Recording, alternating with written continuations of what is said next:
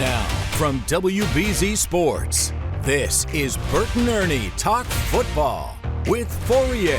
We're not done. We're not satisfied. I think champions are never satisfied. I think you can appreciate where you are, but at the same time, never be satisfied or complacent. And there's a fine line of what we have to do to be able to come back a year, understand that just because you have a bye, that doesn't mean you're guaranteed some victory the next week in this league. Be ready to focus on football and us finishing this thing.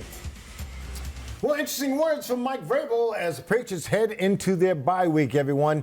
Hello and welcome to Burton Ernie Talk Football with Fauria. I'm Steve Burton. This is how you hit the bye week, right? 10 straight wins. The best record in the National Football League at 11-2. And a chance to now get some much needed rest. Get guys healthy, get guys back in the lineup. I'm joined now by Ernie Adams and Christian Fauria.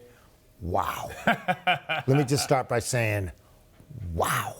The way they came out last night and delivered the 1-2 punch, and they came out violent, Ernie, violent. They came out and played the way you're supposed to play. I mean, it's December. You know, all the games come. That's the way you're supposed to play football. Usually, teams have a tendency to just look past this game because they're so ready to go on vacation. They're so ready to disconnect from the franchise. But the cars are running? Cars are running. Bags are packed. In the parking lot, by the way. And I think this is absolutely a true sign of them taking the message that Vrabel gives to them earlier in the week, and now you see it in real time. They were physical. They started fast. There was no indecision. They were measured. They were hurt. They're missing a couple guys. They didn't use anything as an excuse. And when the game started, man, they took it to the Giants, who had a really good game last week. I was a little nervous about the Giants, Ernie, just based on how well they played and how they had nothing to lose. But they showed they had nothing to lose. I tried to tell him.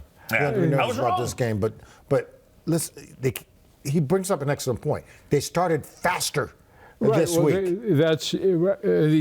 Took it. I'm sure they had.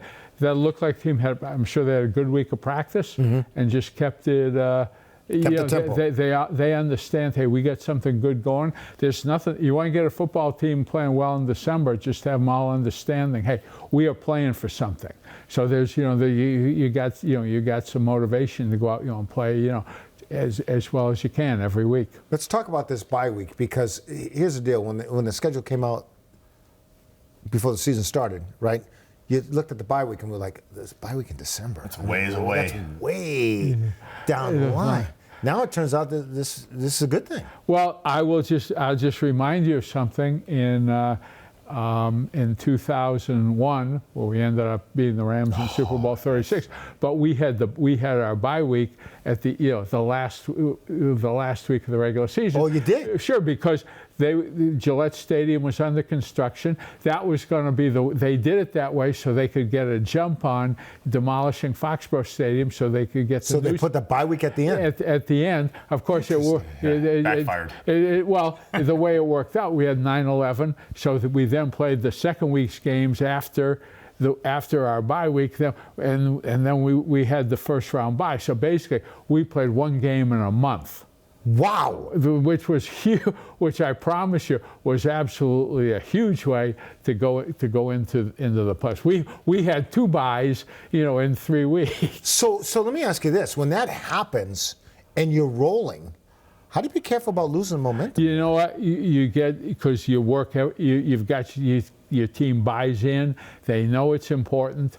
That you just sell it hard. Hey, we've got a chance here. But the biggest thing is having your whole team understand, hey, we can actually do something. I think it's having a mature, committed team is very important, because those types of teams that are self-regulated, right? The locker room regulates protocol, right. Trickle down operating effect. procedures.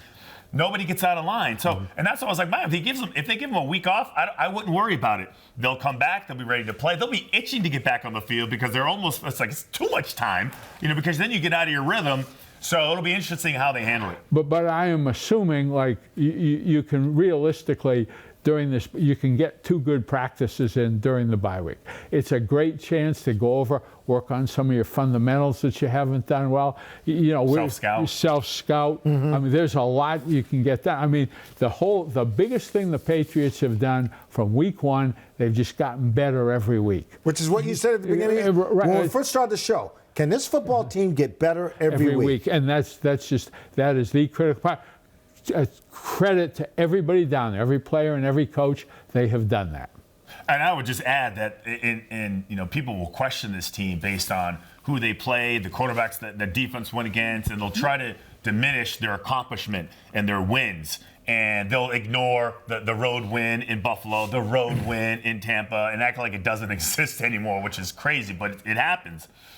This is a team that is really conditioned mentally and physically to withstand anything, in my opinion.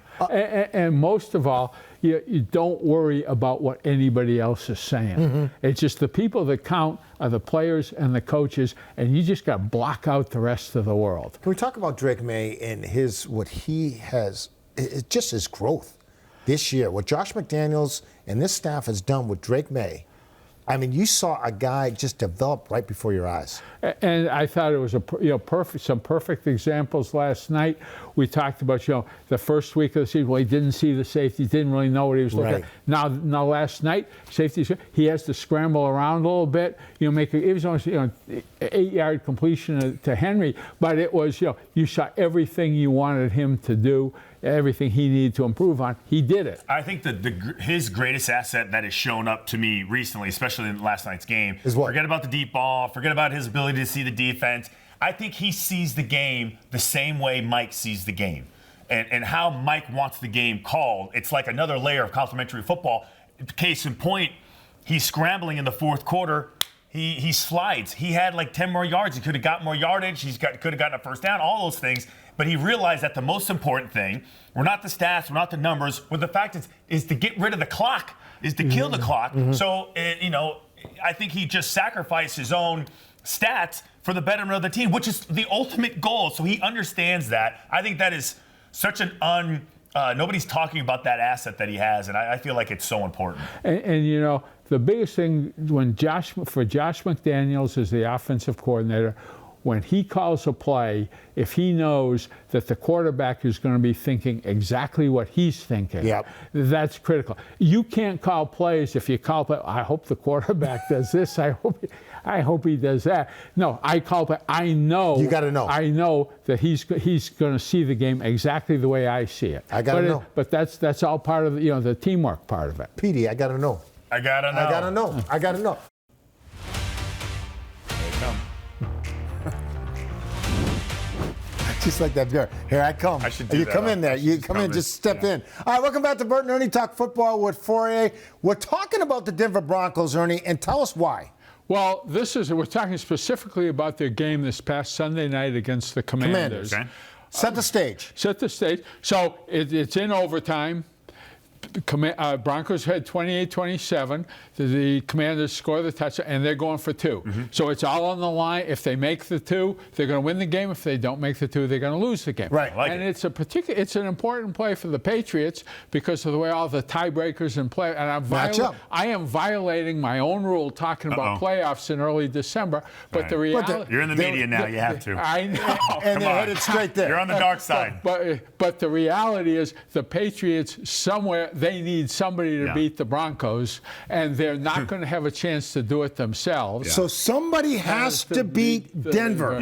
Right. Yeah. This is very hard for you. We because realize if somebody doesn't beat Denver, then the Broncos are going to have the number 1 seed. And overall. Even if the Patriots went out, the Broncos... Because they've got tiebreakers. And, and it all goes back to that first game losing to the Raiders. I mean, there's the preseason game that counts can come back and bite you in the tail. All right, so let's tell everybody who the Broncos have left on their schedule. So the Broncos have... Well, this week they've got they're at the Raiders. Yeah. Okay, and then they've got the Packers, the Jaguars, the Chiefs, and the Chargers. That's a tough schedule. That's a tough schedule. That's 3 of the toughest games are at home, though. At home. So that helps. And they end against the Chargers at home. It's tough to win in Denver, but I get that. But they're playing some legit football teams. 3 of those, 4 of those 5 are playoff teams. But then again, Patriots coming off their bye, they got Buffalo and the Ravens, who are too tough. There's a lot of football left, but we're just somewhere the Broncos need to lose, and this was a game where the Commanders are going for 2. Yep. They call a play.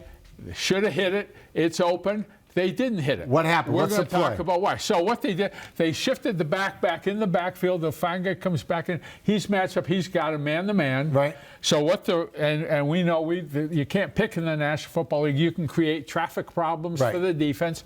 So the Commanders come in. They run the triple slant right here, and a fine guy who's got the back man-to-man, he's got to come over when the back is going to release across the formation and come out.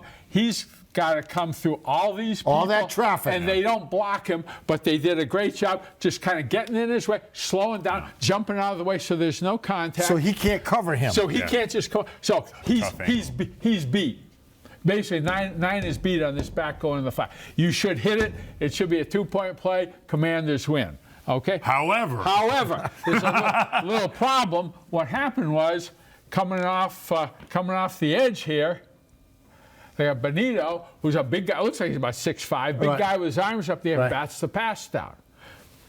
Broncos win. So, what happened? Well, somebody missed a cut block. No, what actually happened was in the Commanders' protection, they probably have rules. The center's coming right. The Broncos had the blitz on, the tackle's coming, the backer's coming. So the guard is blocking the tackle. They have a squeeze call here on the right. The tackle is coming down blocking the backer. There's nobody on him. Nobody on him. So the guy is coming free. He's 6'5" with his arms up there. Tough to throw it over. Well, how do you run a play like that if this guy's coming free? Well, so what you have to do, because all our loyal viewers know, mic points are important, blitz pickup is important.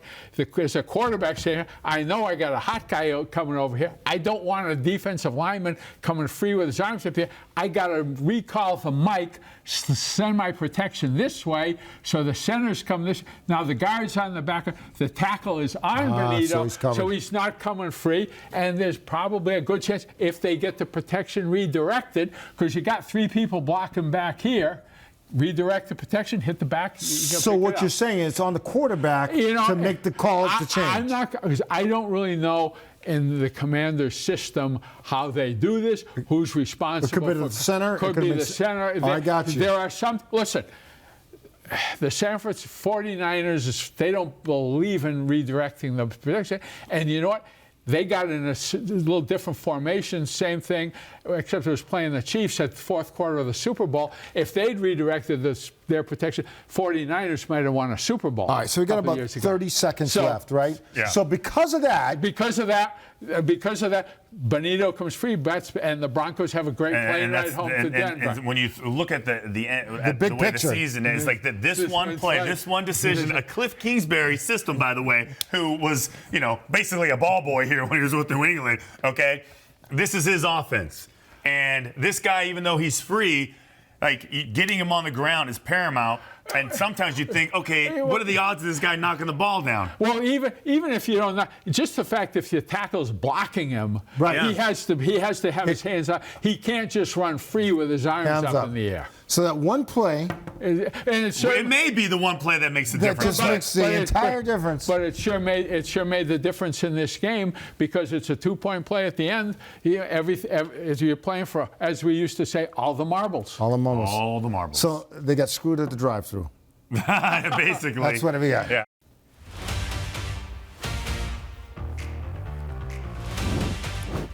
All right, welcome back to the Whiteboard. Just like the graphic. Welcome back to our Whiteboard segment. Yes, we're talking about, with Ernie Adams, Christian Fauria, we're talking about Stephon Diggs, how important this guy is to the offense and what he does to get open. Go ahead, Ernie. All right. So, if you watch the Patriots on offense, probably every game maybe 4 times a game. Yep. They are going to get into what we call an empty formation. Empty means there's nobody. Empty No means you got Drake Maye back here at quarterback. No backs. The 5 eligible receivers are all on the line of scrimmage. So back here is empty. Is that right?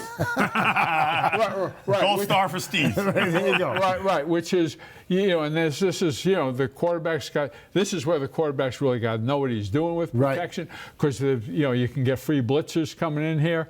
But what they like to do, what Josh McDaniels has always liked to do, and this started going back, to the Wes Welker days, is moving the players around. So you're empty, but who these, I get circles drawn up here, but these are in reality going to be receivers, real live people. But you also got you used to be a tight end. You can be in 2 backs and split the backs out, so you can really create some problems. So you're trying to create matchup problems. Create matchup problems. So for instance, what we used to do with Welker in one game, you could have Wes here at the 2nd receiver on the strong side. Yeah. You could have him at the 3rd receiver on the strong side. You could have him over here on the 2 receiver side. Interesting. And offensively, you still can run the same plays, but the defense they got to know where your people are. So you can really create some problems for the defense. Okay, so now we're talking about Stephon Diggs in a certain play, correct? A certain play, and I'm thinking this is in the Patriots opening drive. Okay. It's a 2nd down, and they're in empty, and the Patriots, the Giants, are playing a form of cover 4. Okay. Which is four people deep, and the problem that they have is now their nickels are going to be out here in the flat, and what you do here, if they're in that coverage, basically you've got Diggs matched up one-on-one on an inside linebacker. So this guy, this back is supposed to cover this man, Diggs. He was responsible for Diggs. Good luck. Too much space. Good luck. So much space. But he ran a great route. Just push it up here 5 yards, push it back. One hard step inside, and the linebacker, I mean, he looked like he could break his leg trying to change direction. Right. No chance. Good luck. So when Diggs comes out of the cut, he's got a good, 2.5 to 3 steps on him. Maye throws him the ball. Right there. He's about 6 yards deep, and he runs for another 6-7 yards till picks up the first down. Picks up the first down. It's just it's a way. Okay, 13 yards right there.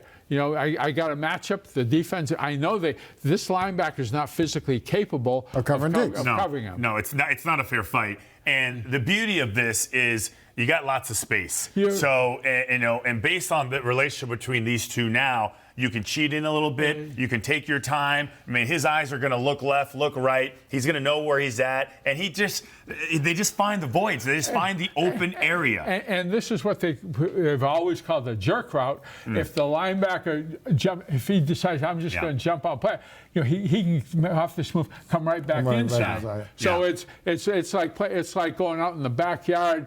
It's like you trying to cover me. Exactly. I know I'm breaking my leg, right? Because it's so fast. And his lateral movement. But it's like going out in the backyard when you're 12 years old playing keep away. Right. It's just, but they'll come, and if they get a situation where the defense is really having trouble, they can easily expand this and be in this, 12, 15 plays in a game. See, the thing about this offense, it's the same offense that I was in, and the concepts have changed, I guess, some based on.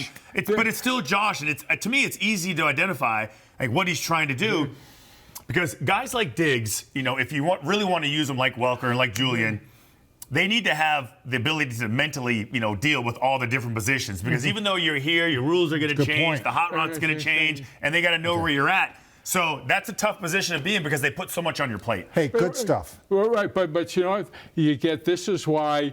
You got a quarterback who knows what he's doing, get some smart receivers. This is why problems you create for the defense. Matchup problems. I love it. Problems. All right.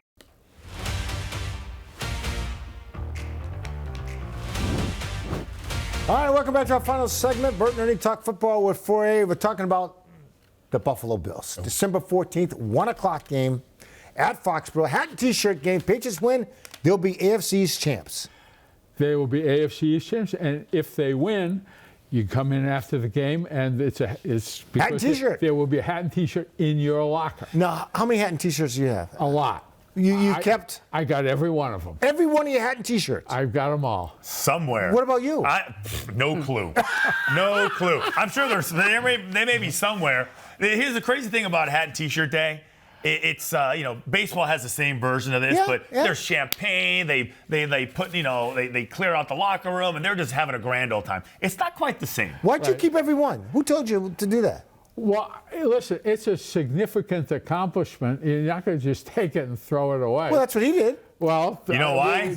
Different ways on different ships. Yeah, I tell you why. Why? Because it wasn't significant enough for me. I will say that's for me. I was like, I am not going to get Where excited. Super Bowl hat I wanted the Super Bowl trophy. I understand. That was the only hat and T-shirt I was going to keep. I'm not saying that I don't want a reminder of where I've been, Ernie. I just, for me, mentally, I just want. That's what I was focused on.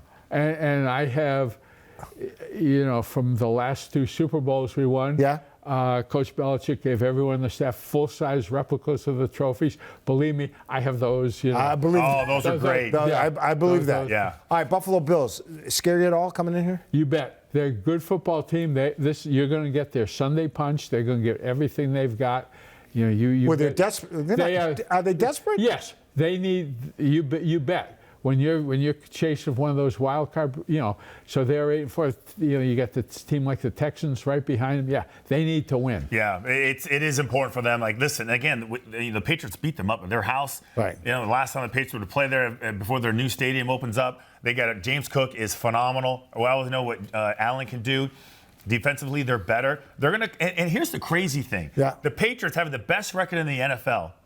Right now, if you look at the lines in Vegas, they're an underdog in their own game, and they're at their own house. Off a bye. You think they're going to be an underdog? They are right now, Tuesday. They are underdogs. I bet that line changes. Underdogs. I bet that line changes. All right, we got to go. I don't gamble. I don't deal. That's smart. All right, my friends, let's go do it for this edition, this week's version of Burton Ernie Talk Football with Fauria. Glad you joined us.